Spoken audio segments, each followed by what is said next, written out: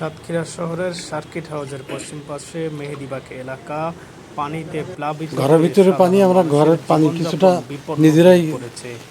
সেচে দিয়েছি, যার কারণে একটু কমছে, কিন্তু এর আগে পানি ছিল আরও বেশি। রান্নাঘরের পানি,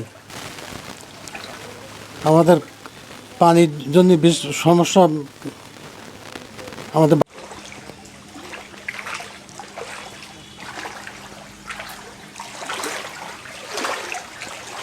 এমনকি ঘরে পানি ঢোকার কারণে বসবাসযোগ্য না হওয়ায় অন্যত্রে ভাড়া বাসায় কাটাচ্ছে অনেক পরিবার।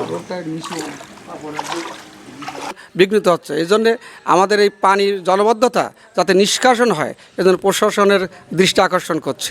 জলাবদ্ধতার মূল কারণটা কি মনে হতে পারে? পানি নিষ্কাশনের কোনো ব্যবস্থা নেই, ড্রেনেজ কোনো ব্যবস্থা নাই। হ্যাঁ, এর মূল স্থায়ী সমাধান হতে হলে আমাদের সার্কিট হাউস মোড় থেকে বক্সারা বাইপাস পর্যন্ত মেন রোডের ধার দিয়ে আমাদের একটা ড্রেন হওয়া দরকার। এটা আমরা দীর্ঘদিন ধরে চেষ্টা করছি।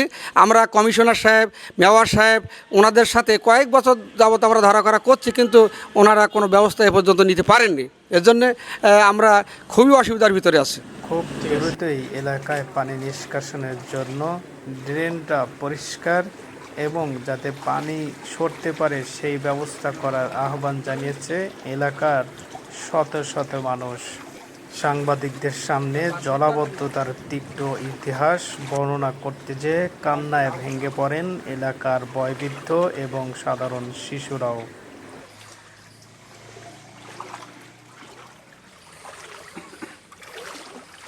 আসলে তো দুষ্কর